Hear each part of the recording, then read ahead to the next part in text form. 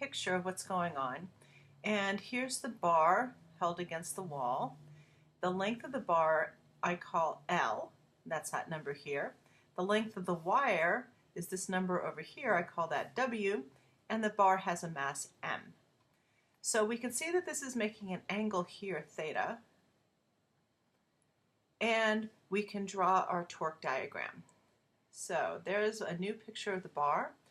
We have here the weight of the bar, mg. Here we have tension in the wire. And over here, we're going to have some forces, possibly a horizontal force, probably a horizontal force, possibly a vertical force as well. Okay, so we're going to do torque balancing because of these unknown forces over here. I want to avoid that. So I'm going to do torque balancing, and I'm going to choose my center of rotation right here. So my first torque I'm going to look at is the one from mg. So I draw the lever arm like that, and I see that the length of that lever arm is L/2. And the angle between this lever arm and this force is 90 degrees. So this torque here is going to be the lever arm L/2 times mg times the sine of 90, which is 1. And then I have another one over here. So I'm going to draw from the axis of rotation to the point of application of this force. There's my lever arm there.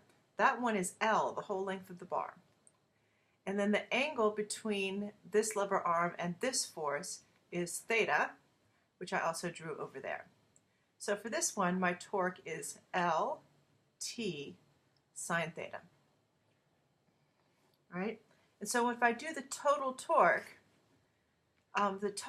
is going to be this one minus that one. They're in opposite directions. They're opposing each other. So my total torque is L/2 mg minus Lt sine theta. And I know that has to be equal to 0 because it's not moving. And so I can solve for t, and t is going to be equal to mg over 2 sine theta. So all I need to do is figure out what theta is. Well, or actually I don't even need to know what theta is. What I really need to know is what sine theta is. And sine theta is going to be opposite this thing over here divided by a hypotenuse. So I need to know that side.